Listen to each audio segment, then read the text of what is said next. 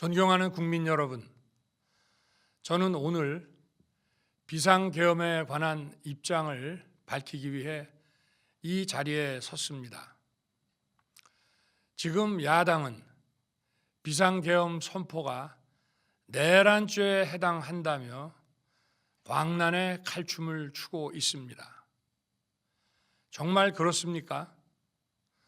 과연 지금 대한민국에서 국정마비와 국헌문란을 벌이고 있는 세력이 누구입니까?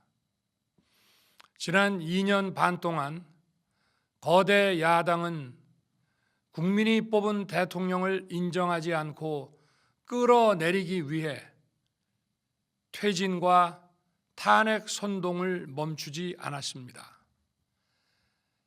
대선 결과를 승복하지 않은 것입니다.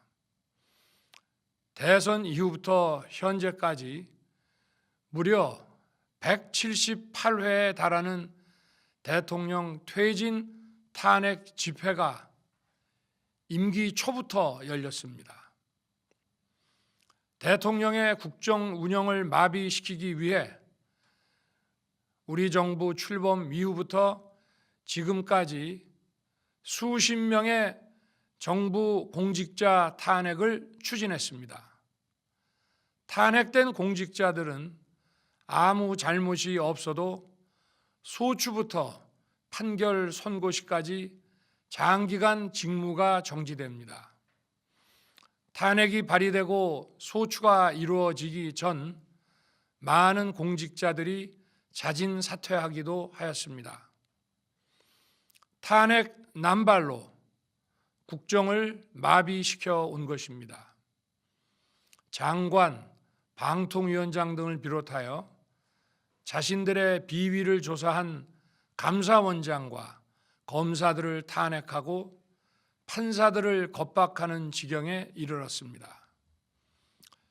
자신들의 비위를 덮기 위한 방탄 탄핵이고 공직기관과 법질서를 완전히 무너뜨리는 것입니다. 뿐만 아니라 위헌적 특검 법안을 27번이나 발의하면서 정치 선동 공세를 가해 왔습니다. 급기야는 범죄자가 스스로 자기에게 면죄부를 주는 셀프 방탄 입법까지 밀어붙이고 있습니다. 거대 야당이 지배하는 국회가 자유민주주의의 기반이 아니라 자유민주주의 헌정 질서를 파괴하는 괴물이 된 것입니다. 이것이 국정마비요, 국가 위기 상황이 아니면 무엇이란 말입니까? 이것뿐만이 아닙니다. 지금 거대 야당은 국가 안보와 사회 안전까지 위협하고 있습니다. 예를 들어 지난 6월 중국인 3명이 드론을 띄워 부산에 정박 중이던 미국 항공모함을 촬영하다 적발된 사건이 있었습니다. 이들의 스마트폰과 노트북에서는 최소 2년 이상 한국의 군사시설들을 촬영한 사진들이 발견됐습니다. 지난달 40일에는 40대 중국인이 드론으로 국정원을 촬영하다 붙잡혔습니다. 이 사람은 중국에서 입국하자마자 곧장 국정원으로 가서 이 같은 일을 벌인 것으로 확인됐습니다. 하지만 현행 법률로는 외국인의 간첩 행위를 간첩죄로 처벌할 길이 없습니다. 이러한 상황을 막기 위해 형법의 간첩죄 조항을 수정하려 하였지만 거대 야당이 완강히 가로막고 있습니다. 지난 정권 당시 국정원의 대공수사권을 박탈한 것도 모자라서 국가보안법 폐지도 시도하고 있습니다. 국가 안보를 위협하는 간첩을 잡지 말라는 것 아닙니까? 북한의 불법적인 핵무장과 미사일 위협 도발에도, GPS 교란과 오물 풍선에도, 민주노총 간첩 사건에도 거대 야당은 이에 동조할 뿐 아니라 오히려 북한 편을 들면서 이에 대응하기 위해 고군분투하는 정부를 흠집내기만 했습니다. 북한의 불법 핵 개발에 따른 유엔 대북 제재도 먼저 풀어야 한다고 주장합니다. 도대체 어느 나라 정당이고 어느 나라 국회인지 알 수가 없습니다. 검찰과 경찰의 내년도 특경비, 특활비 예산은 아예 0원으로 깎았습니다. 금융 사기 사건, 사회적 약자 대상 범죄, 마약 수사 등 민생 침해 사건 수사, 그리고 대공 수사에 쓰이는 기묘한 예산입니다. 마약, 딥페이크 범죄 대응 예산까지도 대폭 삭감했습니다. 자신들을 향한 수사 방해를 넘어 마약 수사, 조폭 수사와 같은 민생 사범 수사까지 가로막는 것입니다. 대한민국을 간첩 천국, 마약 소굴, 조폭 나라로 만들겠다는 것 아닙니까? 이런 사람들이야말로 나라를 망치려는 반국가 세력 아닙니까? 그래놓고 자신들의 특권을 유지하기 위한 국회 예산은 오히려 늘렸습니다. 경제도 위기 비상 상황입니다.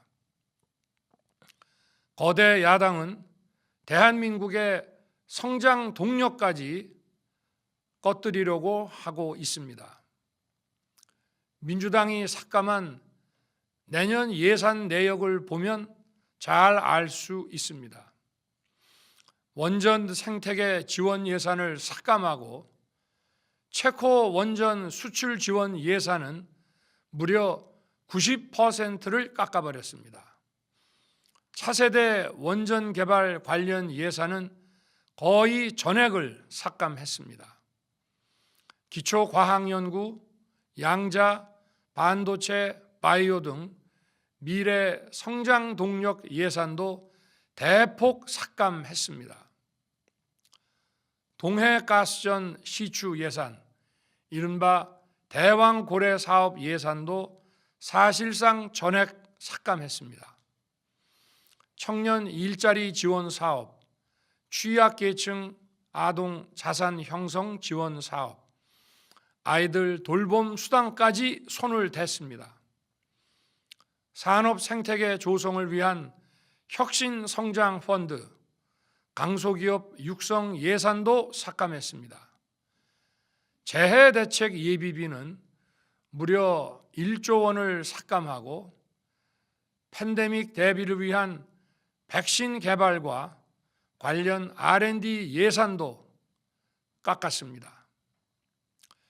이처럼 지금 대한민국은 거대 야당의 의회 독재와 폭거로 국정이 마비되고 사회 질서가 교란되어 행정과 사법의 정상적인 수행이 불가능한 상황입니다.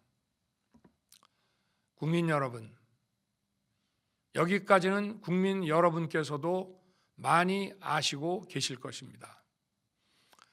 하지만 제가 비상계엄이라는 엄중한 결단을 내리기까지 그동안 직접 차마 밝히지 못했던 더 심각한 일들이 많이 있습니다.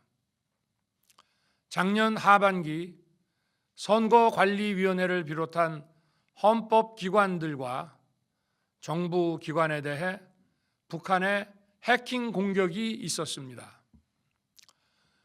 국가정보원이 이를 발견하고 정보 유출과 전산 시스템 안전성을 점검하고자 했습니다. 다른 모든 기관들은 자신들의 참관하에 국정원이 점검하는 것에 동의하여 시스템 점검이 진행되었습니다.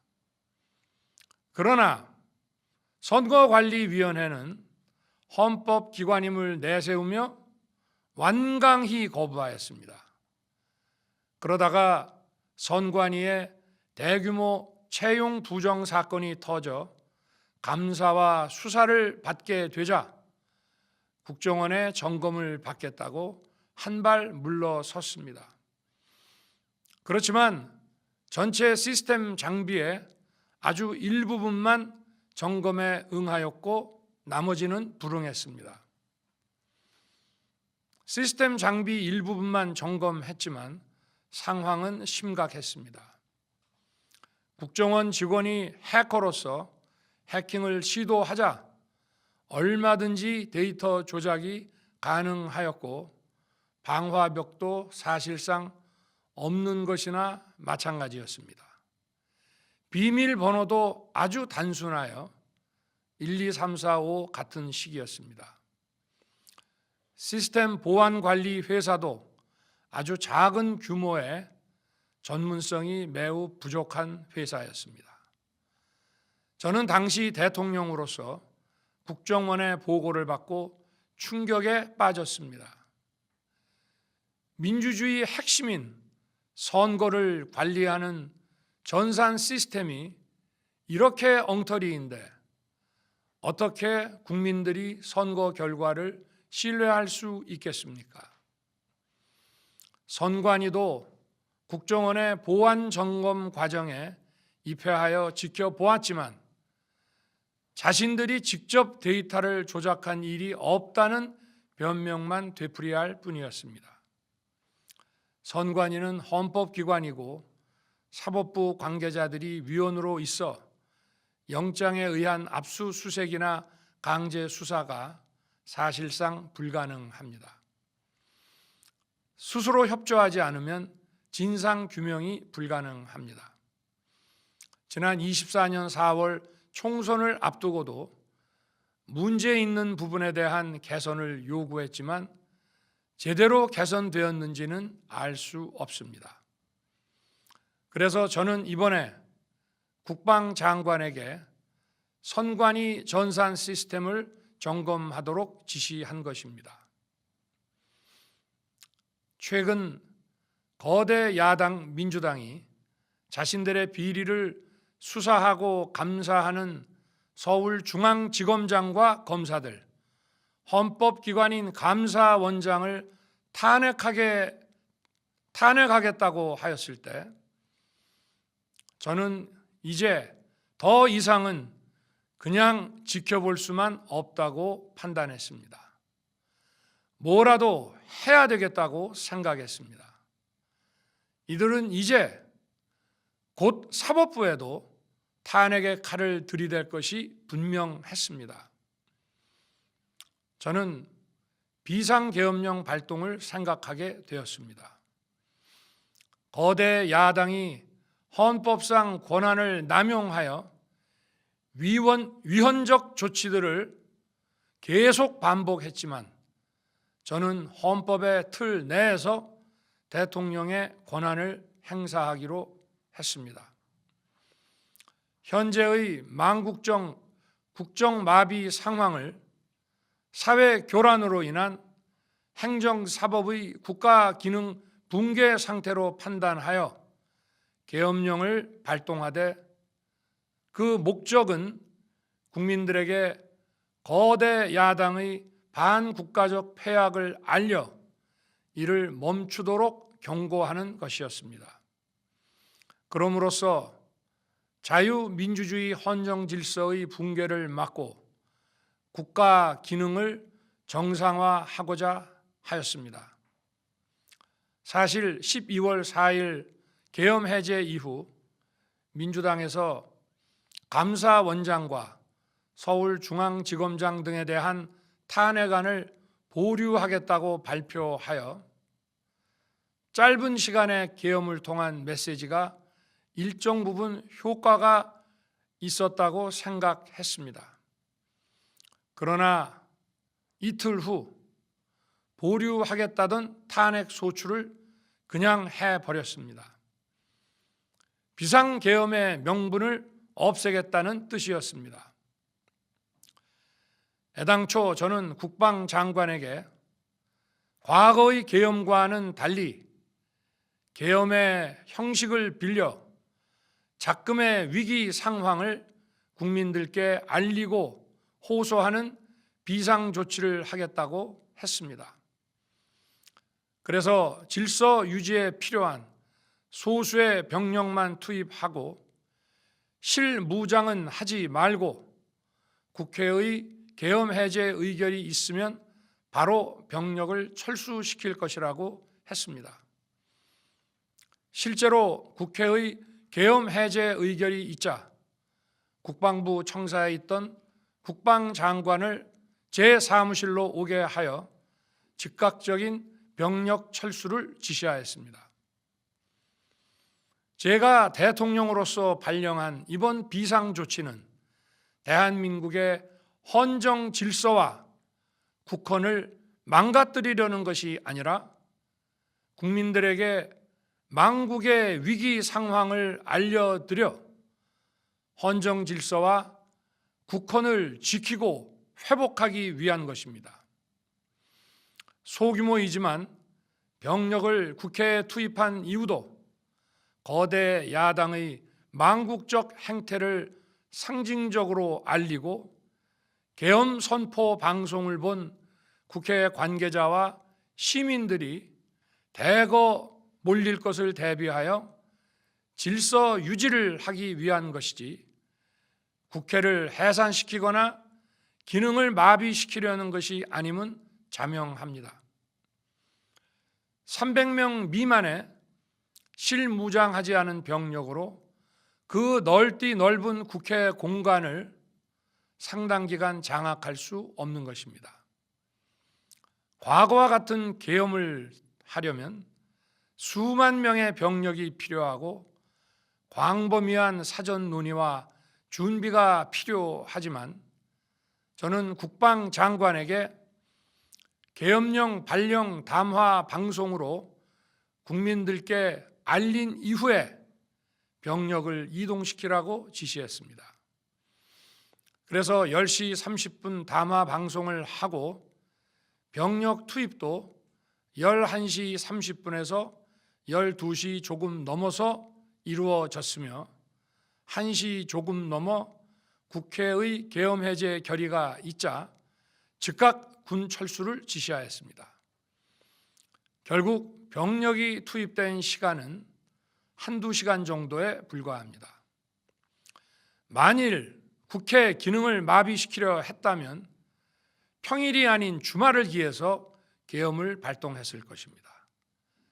국회 건물에 대한 단전 단수 조치부터 취했을 것이고 방송 송출도 제한했을 것입니다. 그러나 그 어느 것도 하지 않았습니다. 국회에서 정상적으로 심의가 이루어졌고 방송을 통해 온 국민이 국회 상황을 지켜보았습니다.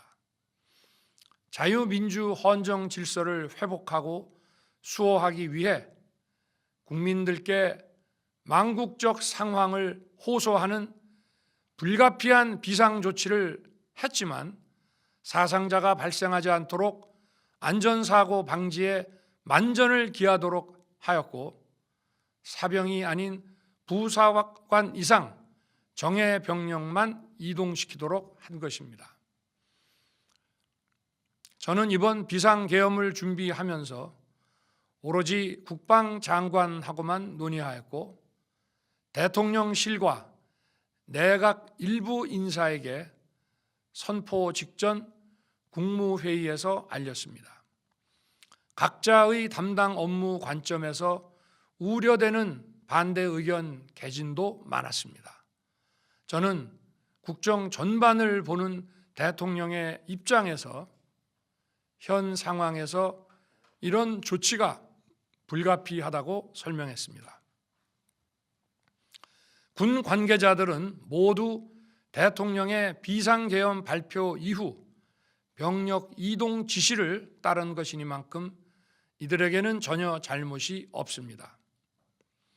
그리고 분명히 말씀드리지만 저는 국회 관계자의 국회 출입을 막지 않도록 하였고, 그래서 국회의원과 엄청나게 많은 인파가 국회 마당과 본관, 본회의장으로 들어갔고 계엄 해제 안건 심의도 진행된 것입니다. 그런데도 어떻게든 내란죄를 만들어 대통령을 끌어내리기 위해 수많은 허위 선동을 만들어내고 있습니다.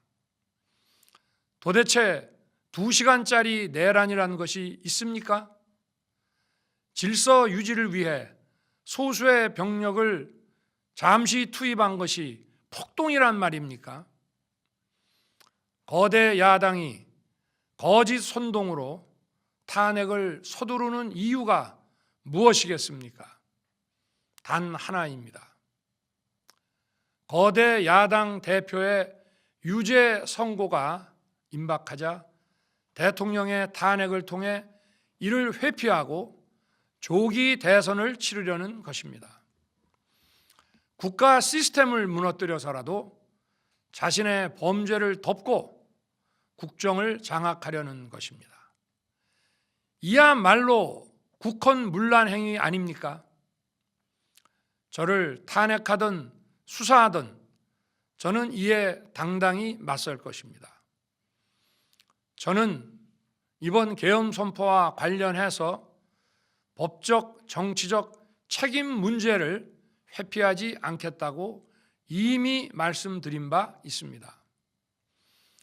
저는 대통령 취임 이후 지금까지 단 한순간도 개인적인 인기나 대통령 임기 자리 보존에 연연해 온 적이 없습니다. 자리 보존 생각만 있었다면 국헌문란 세력과 구태여 맞서 싸울 일도 없었고 이번과 같이 비상계엄을 선포하는 일은 더더욱 없었을 것입니다. 5년 임기 자리 지키기에만 매달려 국가와 국민을 외면할 수 없었습니다. 저를 뽑아주신 국민의 뜻을 저버릴 수 없었습니다. 하루가 멀다 하고 다수의 힘으로 입법 폭거를 일삼고 오로지 방탄에만 혈안되어 있는 거대 야당의 의회 독재에 맞서 대한민국의 자유민주주의와 헌정 질서를 지키려 했던 것입니다.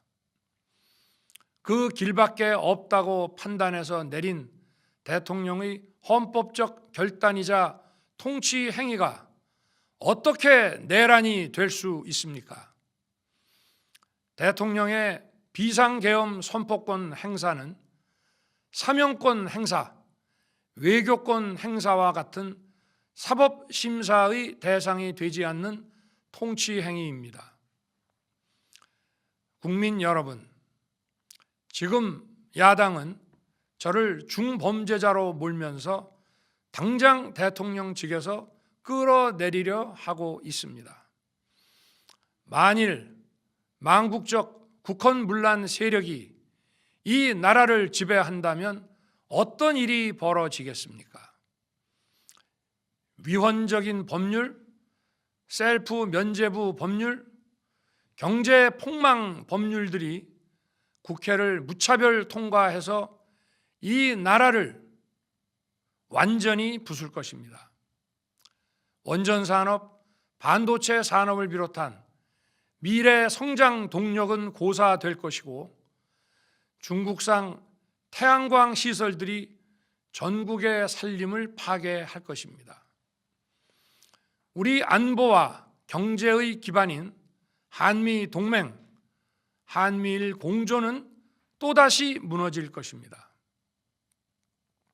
북한은 핵과 미사일을 고도화하여 우리의 삶을 더 심각하게 위협할 것입니다.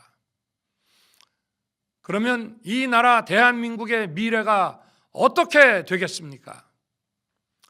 간첩이 활개치고 마약이 미래 세대를 망가뜨리고 조폭이 설치는 그런 나라가 되지 않겠습니까? 지금껏 국정 마비와 국헌 문란을 주도한 세력과 범죄자 집단이 국정을 장악하고 대한민국의 미래를 위협하는 일만큼은 어떤 일이 있어도 막아야 합니다. 저는 끝까지 싸울 것입니다. 국민 여러분, 국정 마비의 망국적 비상 상황에서 나라를 지키기 위해, 국정을 정상화하기 위해 대통령의 법적 권한으로 행사한 비상계엄 조치는 대통령의 고도의 정치적 판단이고 오로지 국회의 해제 요구만으로 통제할 수 있는 것입니다. 이것이 사법부의 판례와 헌법학계의 다수 의견임을 많은 분들이 알고 있습니다. 저는 국회 해제 요구를 즉각 수용했습니다. 계엄 발령 요건에 관해 다른 생각을 가지고 계신 분들도 있습니다만, 나라를 살리려는 비상 조치를 나라를 망치려는 내란 행위로 보는 것은 여러 헌법학자와 법률가들이 지적하는 바와 같이 우리 헌법과 법 체계를 심각한 위험에 빠뜨리는 것입니다. 저는 묻고 싶습니다. 지금 여기저기서 광란에 칼춤을 추는 사람들은 나라가 이 상태에 오기까지 어디서 도대체 무엇을 했습니까? 대한민국의 상황이 위태롭고 위기에 놓여 있다는 생각도 전혀 하지 않았다는 말입니까? 공직자들에게 당부합니다. 엄중한 안보 상황과 글로벌 경제 위기에서 국민의 안전과 민생을 지키는 일에 흔들림 없이 매진해 주시기 바랍니다. 국민 여러분, 지난 2년 반 저는 오로지 국민만 바라보며 자유민주주의를 지키고 재건하기 위해 불의와 부정, 민주주의를 가장한 폭거에 맞서 싸웠습니다. 피와 땀으로 지켜온 대한민국, 우리의 자유민주주의를 지키는 길에 모두 하나가 되어 주시길 간곡한 마음으로 호소드립니다. 저는 마지막 순간까지 국민 여러분과 함께 싸우겠습니다. 짧은 시간이지만 이번 계엄으로 놀라고 불안하셨을 국민 여러분께 다시 한번 사과드립니다. 국민 여러분에 대한 저의 뜨거운 충정만큼은 믿어 주십시오. 감사합니다.